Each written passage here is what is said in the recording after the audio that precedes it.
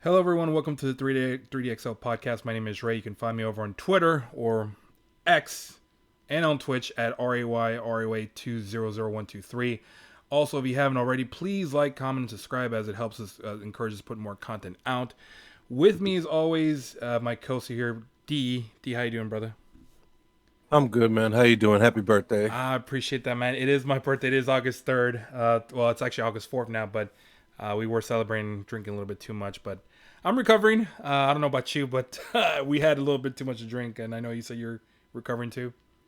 Yeah, I'm good So though. we might be a little bit sluggish, so just bear with us. But we'll try our best to put the best stuff out there for sure. But summer is winding down, but not before the slam of summer ends. We do have SummerSlam coming up this Saturday in Detroit. Prior to SummerSlam, we still have as far as SmackDown coming up on Friday.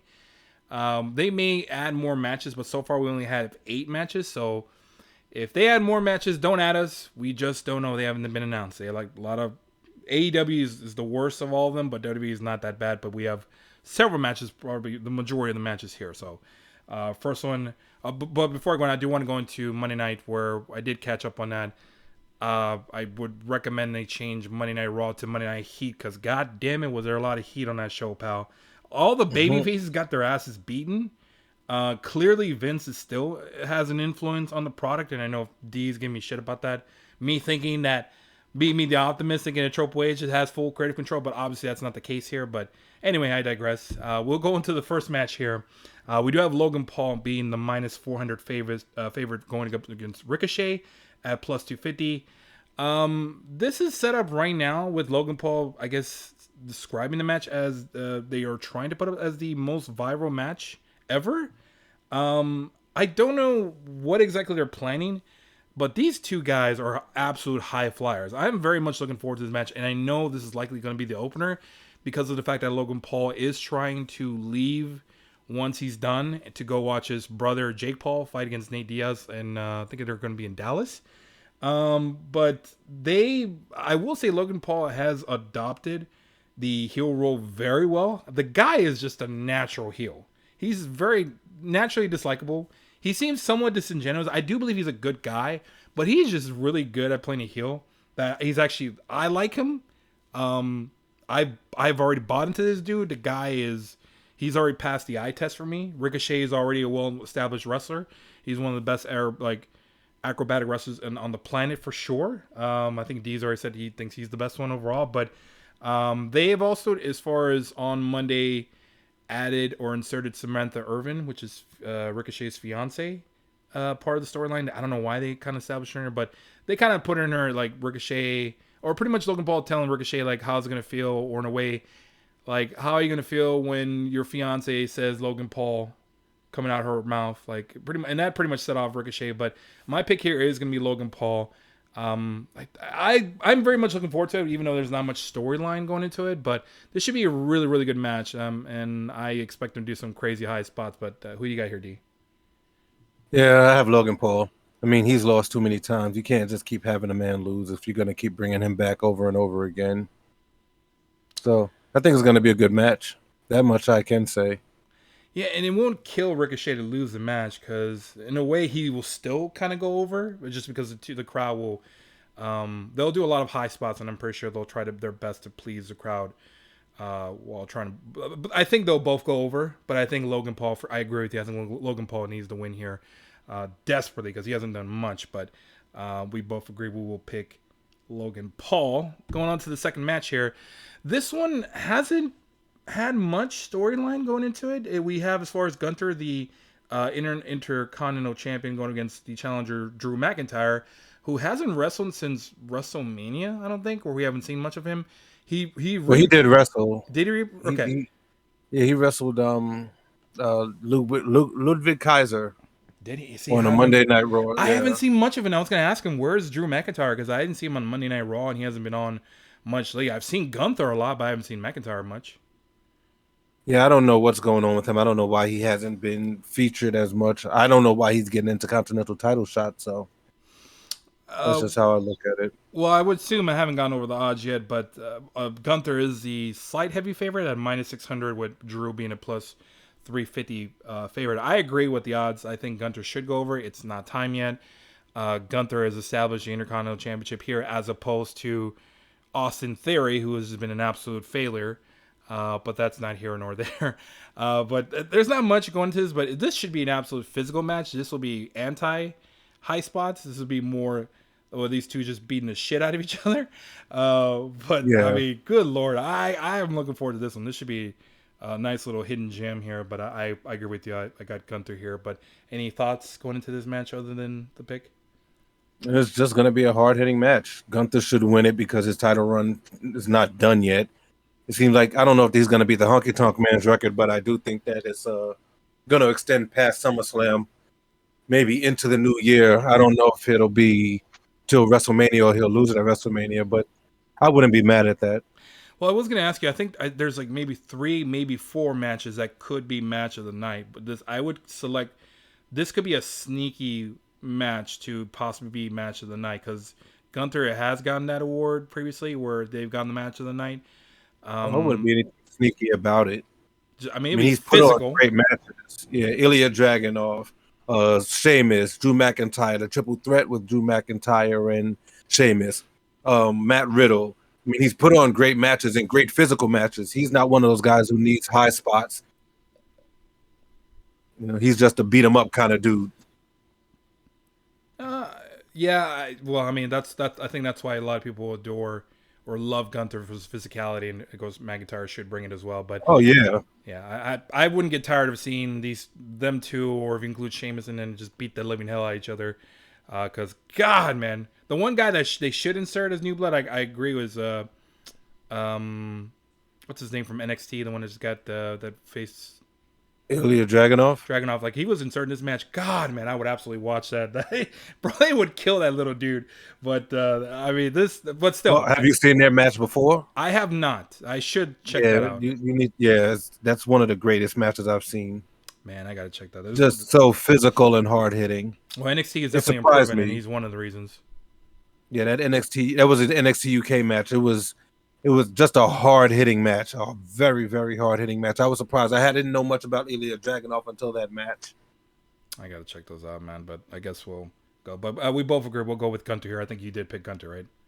Yeah. Okay, so we're 2 for 2 on the same guys. All right, so going on the next match. This one is not that interesting to me. This one is the 3-way with the women's title with Asuka, the champion, who is a minus 140 favorite going against Charlotte, who's a plus 175 favorite. Bianca at a plus 350. Man, when I saw the odds, I thought Bianca was going to be the favorite, but I guess I'm wrong here. Honestly, I don't have much interest in this, and I'm just tired of seeing Charlotte in the title picture. Can we please put someone else in there? For the love of God, or give her a decent storyline. I don't think Charlotte needs to be in the title picture for her to have a good match. I mean, I would love to see Charlotte and Becky again, or maybe Bayley. Something different, man. But I will say is Charlotte a babyface? I don't know. Oh, it beats the fuck out of me. Yeah, I don't care for this match, nor do I didn't have a winner or a pick here. I guess I'll go with Asuka to win and maybe Io cash in the Money in the Bank briefcase, but I don't care. The buildup has been messy. I guess Asuka's the heel and Bianca and Charlotte are the baby faces, but I couldn't tell. So honestly, it's been sloppy booking. It doesn't make sense, but who's your pick on this one, or do you even care? Well, I mean, I don't want to say that I don't care, but I actually don't care. You know, Bianca just had a long title reign. Charlotte has won and lost the title 14 times. So I mean, I don't care. Okay. Because every time she leaves and comes back, she's back in the title picture. Okay, so I kind of I don't want to be that guy where it says we don't care. Let me rephrase that. WWE hasn't done a good enough job for us to care. The booking has been poor in this because I don't care for this one. There is another. Their women's division has been booked like AEW's women's division. Oh, I mean, but there is one female match I am looking forward to that's been booked better in a short amount of time as opposed to these 3 women. But these 3 women are very talented. Would not be surprised if they put on a good show, but they just haven't given us a reason to care about who should win. And I wouldn't say they haven't given us reason. They both have just won a lot. Charlotte is always winning. She's always in the title picture. I get it. She's a star, but she's always in that that mode. Bianca just had the title for over a year. So why do I care? See, that's the thing. There's no intrigue to the match for me. Yeah, exactly. I want Asuka to win. I'm hoping that she wins. I prefer that Io cashes in, but I mean, I'm not interested. I'm gonna watch the match because it should be a good match. You have 3 great performers. Okay. But I don't care about the winner. I guess you're with me on Asuka going over and Io possibly cashing in. I mean, that's what I hope happens. I mean, there's another. You don't want to double book the same finish on the same card and referring to the men's match with Balor and Seth, but I don't know. We'll see. But the pick here is Asuka. Maybe Io will cash in, but who knows what they're going to do here. Transitioning to the next match, I did briefly bring up with the men's title, the World Heavyweight Championship with Seth Rollins. Seth Rollins being a -120 favorite against Finn Balor, the -120 favorite. Vegas is giving us a toss-up. I don't know who's going to win this one. Man, but I will say as far as Finn Balor goes, like right now currently on SmackDown for sure, the Roman Reigns as far as overall with the name the group is escaping right now. The Bloodline. Is the hottest thing on SmackDown. The hottest thing on Raw for sure is Judgment Day.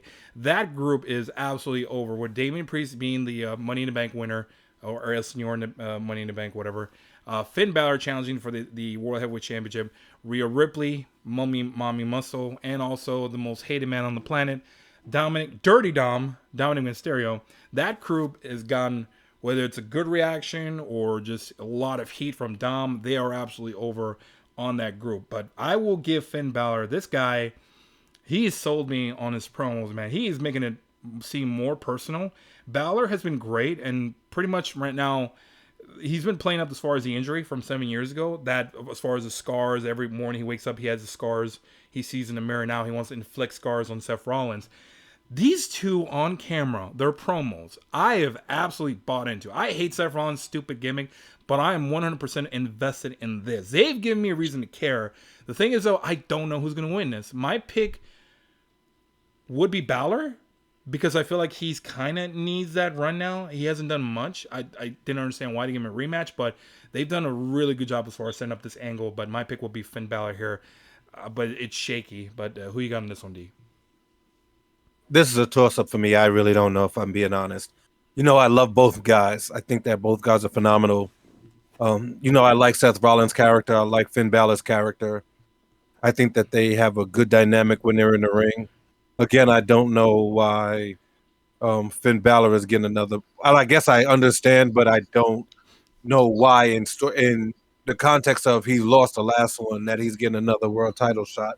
It's not like he got screwed over. He just lost. So it's kind of weird. Like the same thing, with Drew McIntyre. You lost clean. It wasn't like it was a disqualification or somebody interrupted. You lost. But I would not mind seeing Finn with the title. I wanted to see him as Universal title when he first won. I'm glad that he's getting to be more pins debit than Finn Balor. But I honestly, this is going to be one of those where I don't have a pick. I think out of the two Money in the Bank winners, I think Damian Priest is more likely to cash in. Would you agree with that? I don't want to say that because Io has tried a bunch of times. So I mean, Damian tried to cash in on Monday, but he got I guess hit with the briefcase or super kicked or whatever. But this is also the first time I believe that the women's Money in the Bank has been held this long. So it's kind of curious to see if they're going to keep it going. Maybe Bayley will try to get involved the course of the title. I don't know.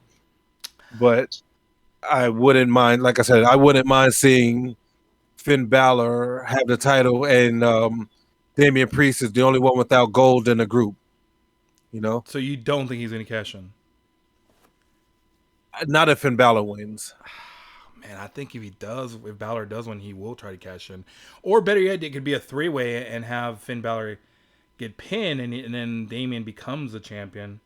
That's a I don't want to see that possibility. either. Yeah, like kind of like the Seth Rollins thing that he did at WrestleMania. I don't want to say it. I think Judgment Day is a little too hot right now, and I think it's too quick, too early to do that breakup. So I think This is Finn just will one of probably those win. good Yeah, matches where it could go either way.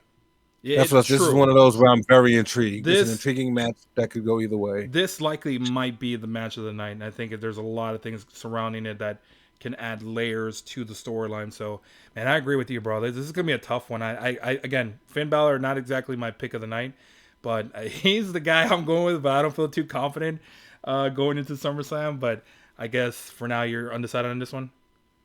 Yeah, I'm gonna go with Seth just because it's WWE, but I wouldn't mind seeing Finn Balor as a champion. I guess okay. This is where we're gonna go different, so we won't have a tie for the right. So I'm good with it. I know you were a little more leans towards Rollins. I think I'm a little more leaning towards Balor, but we'll see. This should be a great match. I mean, Regardless. I'm if I'm being honest, I'm not leaning towards either. I I'm don't know. I'm with you. I agree. Like I I might pick is Balor, but I don't feel confident about it. I would not be surprised if Rollins wins the match. Yeah, I just do not know. Yeah, this is kind of an AEW style match. All right, but I guess for Which now I we'll split like. this one. Yeah, it's good. I That's do like great. that. It's like I like this unpredictability, and we'll see. What's I'm looking forward to this match for sure. Yeah. All right, moving on to the next match. This one's another one that's gonna be really good with Shayna Baszler being a minus 800 favorite going up against Ronda Rousey, the plus 425 dog. These women. Man, at first I didn't give a damn. I'm a little pissed off still when Shayna pretty much essentially screwed my pick. But they had a right to do this because I had no idea Ronda was actually planning on leaving. This storyline makes more sense now. I believe the match is set up as far as MMA rules. I don't know if you heard Yeah, about that. it's a fight. Yeah, I do like that they're applying real life events like the Ultimate Fighter as far as playing a factor into the storyline. Like you said, it likely will be an MMA match. I mean, if it's a grappling match or a wrestling match where they're just trying to counter each other moves, because I think Ronda put in that story where she put Shayna in an armbar in 3 times in 1 minute, which is absolutely amazing. But I mean, I'm looking forward to this match. Do believe that this is probably going to be Ronda's last match.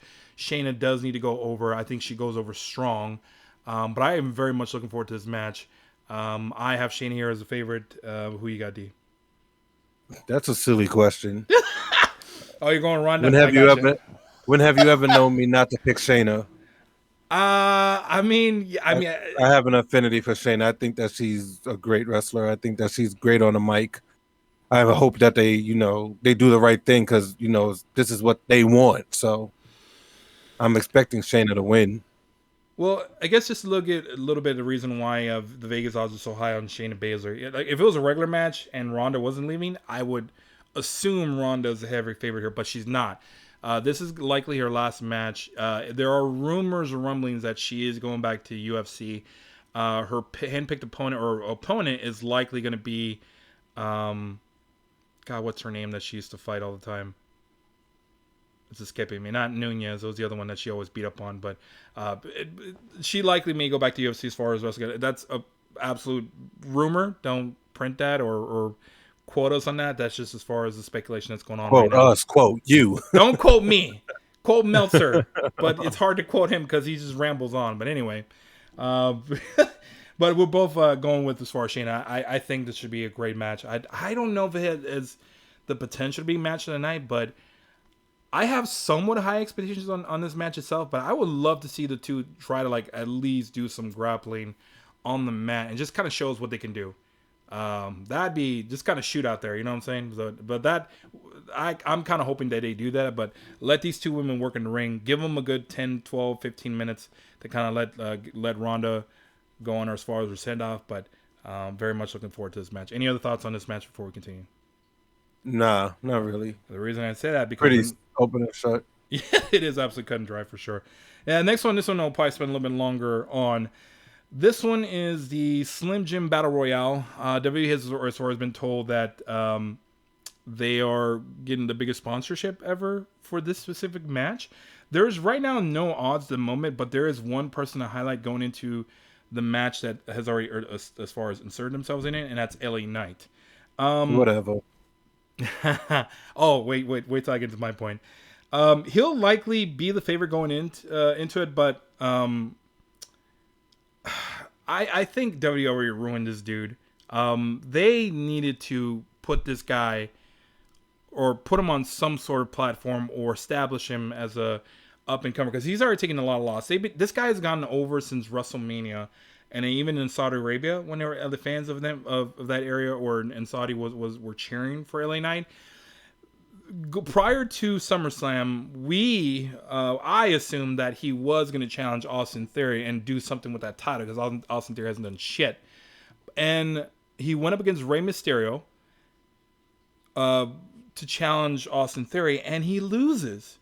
They went with the young 50-year-old Rey Mysterio over LA Knight, and I did not understand. It baffled me when I saw this shit. I was enraged, bro. Like, it just left a bad taste in my mouth, and it ruined the rest of SmackDown for me.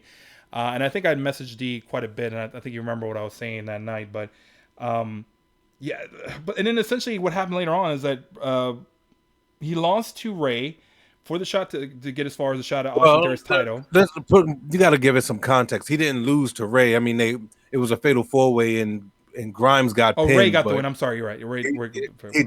He did lose. I mean, Ray won the match, but the way you saying it makes it seem like he lost a 1-on-1. He got pinned, and no, he just wasn't involved. He wasn't a factor in the outcome. You're right. It was fatal 4, but also too, he also did not win the Money in the Bank ladder match either. So it's just one of those things like they just like I just don't have faith in WWE. Like WWE hates when guys get over organically and it's not their handpicked selected wrestlers, and I have no faith in them getting this guy over. They're saying like, wait, we have a plan for him. The problem with this is that they've have a history of letting guys that gotten over just cool off, or they ruin it, or the ship has sailed, like guys like Rusev or Damian Sandow or Daniel Bryan. These guys have gone over with the fans, and WWE just refuses to put these guys over, or they keep making them lose. And I think it's dumb. But to me, LA Knight losing Money in the Bank, losing that Fatal 4-Way was the wrong call. And I think they're probably gonna miss the ship on this, or the ship has sailed here, in my opinion. But I think LA Knight will likely win this, but to the point where it's one of those things like, fool me once, shame on you. Fool me twice, shame on me. And I just don't care anymore. Like to me they kind of ruined him. But I might be a little bit too harsh, but. That's my thoughts on LA Knight, but I will pick him to win the Summergym Battle Royale. I will also include, as far as some of the named participants so far, besides LA Knight, they have Sheamus, Tommaso Ciampa, Shinsuke Nakamura, Otis, Chad Gable. I believe it's at least 15 out of 20 have not been listed, but they'll add more participants later on, likely on the day of the show. But any person you're picking for this Battle Royale? No, I don't care. No thoughts on I told you about LA Knight. I told you, and we didn't talk about it on the podcast, but I told you after he lost Money in the Bank, I was out. It's like, I just don't care anymore, because it's the same thing they do with everybody who you like. They find some way to just make you just uninterested. And I don't know whether that's by design, like you said, or if they don't. I can't say they don't realize they're doing it, because they got to know. But it's just uninteresting to me. You get behind somebody, everybody gets behind this person, and then all of a sudden they just shit all over it. Yeah, I'm over it. I agree. I don't care about the Battle Royal. I never care about Battle Royals, because they mean nothing. Rumble. Yeah, that's the only one that means something. But a Royal Rumble and a Battle Royal is completely different. So, like the Andre the Giant Battle Royal, I don't care that 20 guys are in the ring at the same time to start the match, and then you start throwing people out. I like the anticipation of the Royal Rumble. So, I don't care. Well, I guess one thing I was going to add on to it. LA Knight. I'll just say LA Knight, because he's just, why not just keep going with LA Knight till they actually give him a fucking win?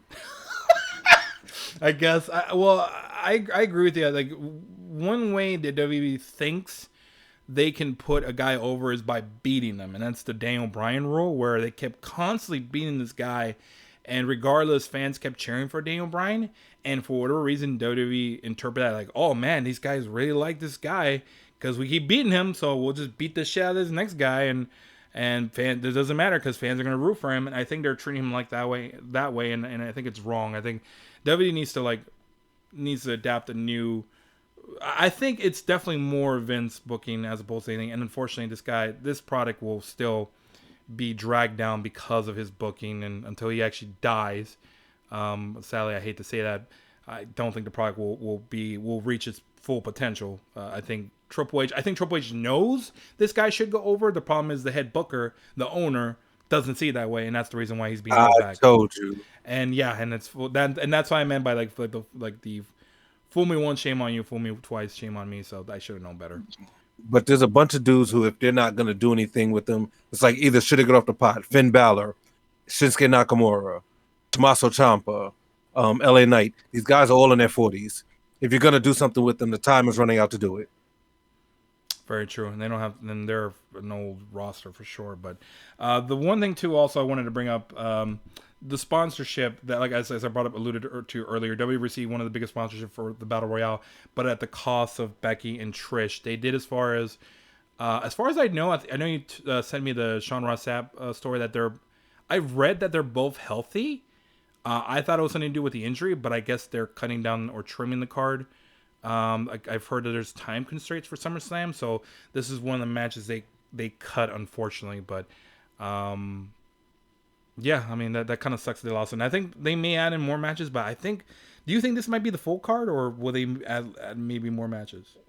I'm thinking this is going to be the full card right here, because if not, why take Becky and Trish off? So I think that this is what you see is what you get. Okay, well, I guess yeah, you're probably right. We'll see. It's because the other one I'm thinking about is Rhea Ripley and Raquel Rodriguez, but I don't know if they're gonna add any more. But there's already 2 women's matches. You asking for a lot, bro. Well, anyway, so moving on to more brain dead booking. The next match here we have Brock Lesnar, going up, so the underdog at plus 600, going against Cody Rhodes, the favorite at minus 1500. Last Monday night, pretty much summarized the feud in my opinion. Cody essentially poking the bear and then getting mauled by the bear. The last angle, which was, I think Brock Lesnar came out, he essentially called out Cody in a way where he said, come out here, shake my hand. But if you don't come out here, shake my hand, I'll see you on Saturday. Cody obliges. He comes out, shakes his hand, and he kind of just gets in Brock's way when Brock is trying to walk away, and just shoulder checks him. And even though he shoulder checked him, Brock continued going out the ring, goes to the ropes, turns his back on Cody. Cody, the babyface, runs across the ring, off the ropes, does a suicide dive onto Brock Lesnar as a sneak attack, and Brock Lesnar proceeds to beat the shit out of this guy multiple times, at least 3 times, and it was well deserved. At this point now, I'm gonna ask you, D, is Cody Rhodes the worst babyface in wrestling? I don't know about the worst babyface, but this is stupid. Okay, is he the dumbest? I don't know about the dumbest, but this is stupid.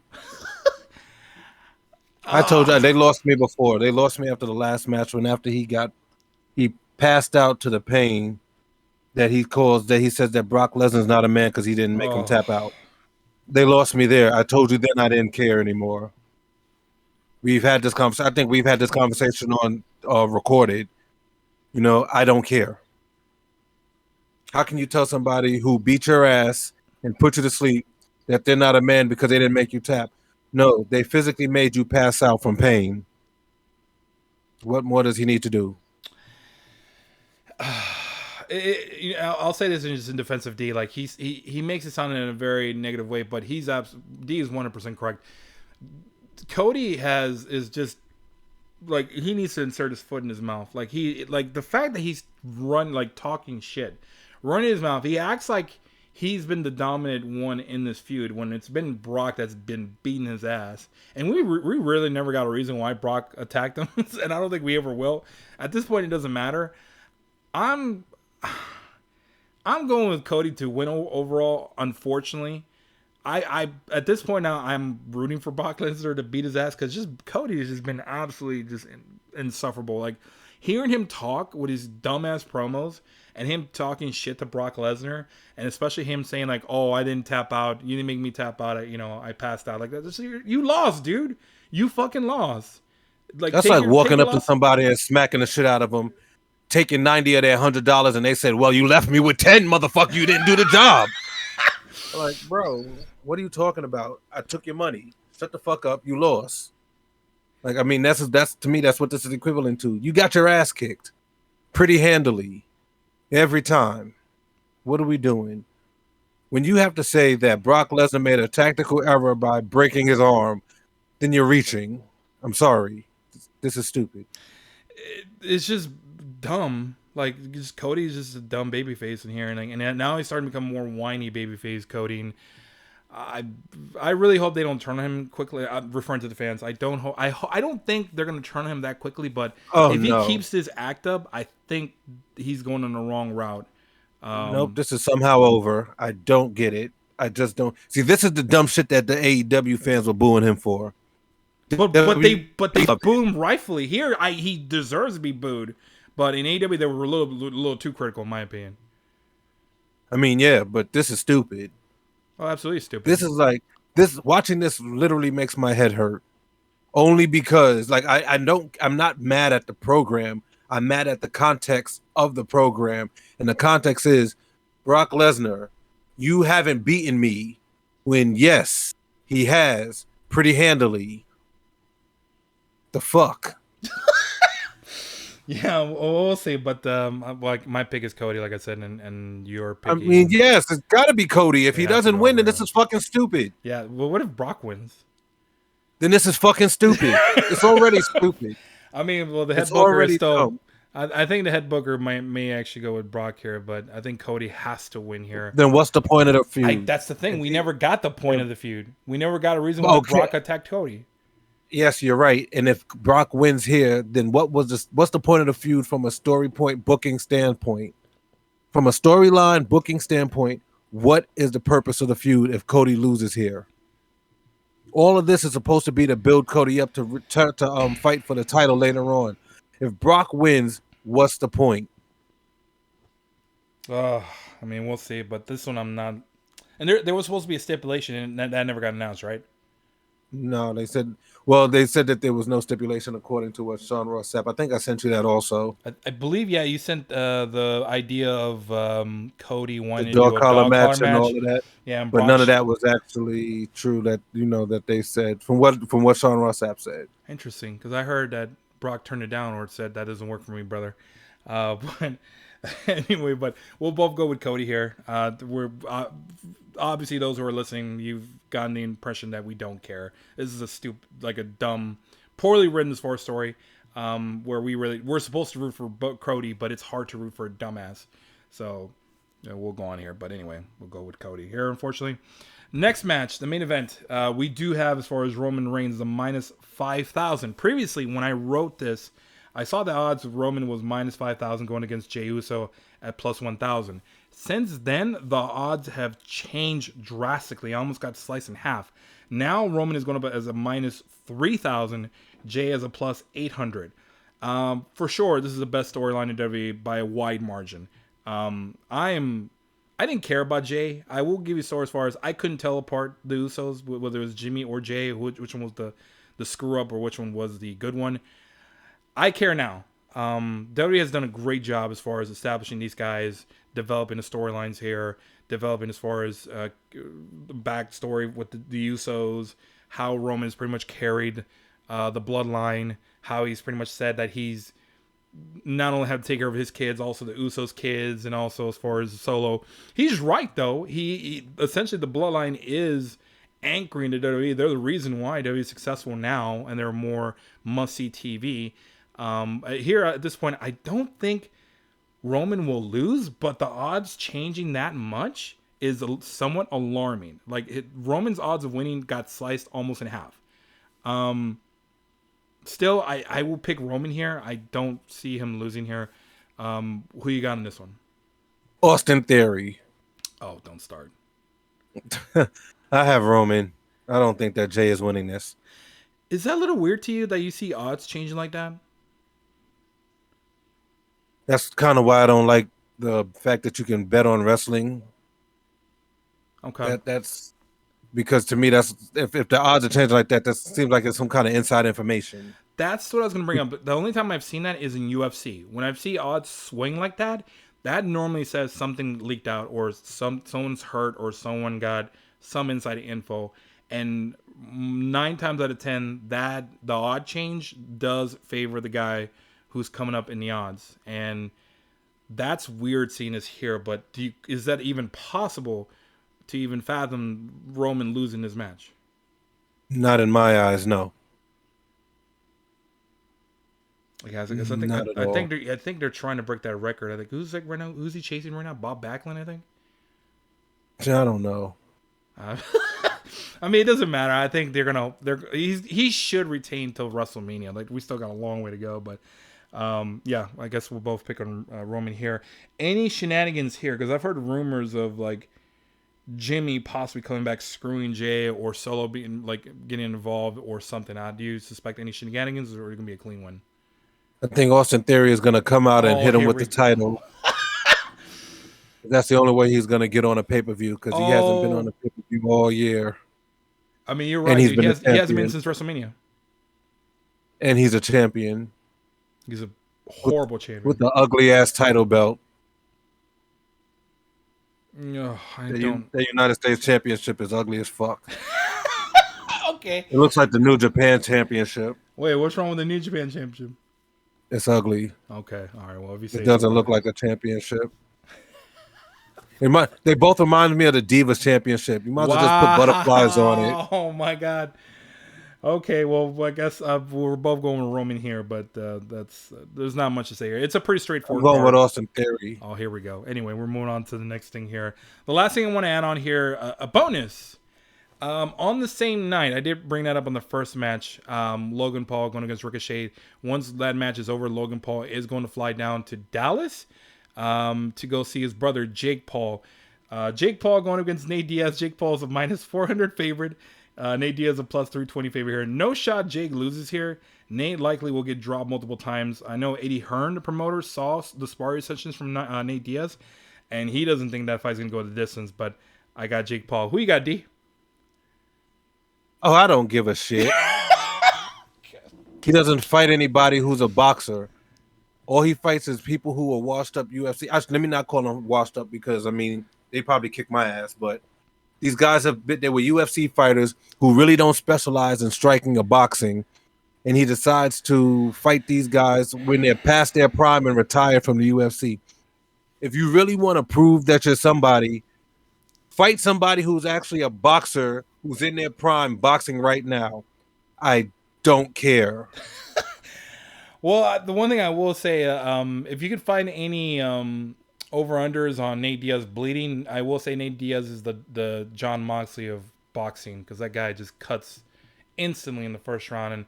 And over-under is 2 or 3 knockdowns. I would go over for sure because Nate Diaz. Anybody out there who buys this fight expecting to see something interesting and you get mad when Jake Paul wins, whatever his name is, you're a fucking idiot. Yeah, bet the house on Jake Paul. So I haven't done my lock of the night, but I will do one here. I will lock in the Paul brothers. Jake Paul and Logan Paul, I will lock in both winners tonight. I'm sorry, Saturday night for the pay-per-views. The premium live event and the pay-per-view, but bet the house on it. But other than that... bet you won't see him fight Crawford. Oh no, dude! He won't even fight Errol Spence. Smash this dude! Are you kidding me? He won't even fight Spence. I mean, no. I mean, Jake Paul's been trying to fight Canelo, and Canelo will kill him. But that's not here. Didn't he lose to Tommy Fury? He did, and he got outboxed. But an actual boxer. Now imagine if he fights somebody who's like at the top of their game, who's like in there. Well, I mean, he is in his prime, but who's actually one of the best out there. He's gonna get fucked up.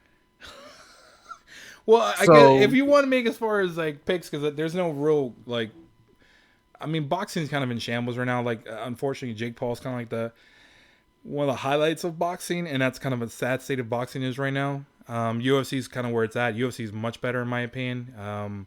But that Crawford and Spence fight was pretty good. But I like the UFC much better. That's way better. Yeah, it was really good. But when you see people like Jake Paul out, like I said, if Jake Paul was fighting real, like people who this is what they do to feed their families, then I'd be more interested. But that's not what he does. He fights people who are just like, fuck it, I ain't got nothing else better to do. We'll see. Maybe it's more, you would need like a circus card to like bring in like casual eyes, like a Jake Paul versus Andrew Tate or some shit like that. Which I actually wouldn't mind seeing, to be honest. But anyway, any last thoughts on the SummerSlam card or anything you're looking forward to of any sort before I take us home? Not really. I mean, honestly, it looks like it's kind of, and I hate to say this, but on that level for me of Double or Nothing, where I expect good matches, but I'm really not interested in the storylines besides, the Bloodline. That's about all that I'm really looking forward to as far as the story continuing. Yeah, I mean, my expectations are kind of tempered for this card, but that's been kind of my outlook on the last couple of pay-per-views for WWE, where those Money in the Bank or Night of Champions. Like my expectations were kind of low, and they exceeded the expectations, and I've enjoyed the WWE pay-per-views or premium live events. Same thing with this one. I don't have high expectations for this card, but I'm assuming they'll likely exceed them. So looking forward to a couple highlights, but me and D have pretty much have all of the same guys, the same favorites, as opposed to Finn and Seth. That's the only match that we went different on. But yeah, so that's pretty much it for the card. But we'll likely be returned for a recap. I don't know when, next week, hopefully. We have the time. It's been kind of, yeah, so we'll hopefully do a recap sometime next week. But we do have, as far as other matches or other card or events, like All In for AEW coming in Wembley, which is likely going to sell out, I think, by 80,000+. That's going to be insane. But other than that, thanks everyone for listening. For D, I am Ray. We'll be back next time. We'll see you then. Later, everybody.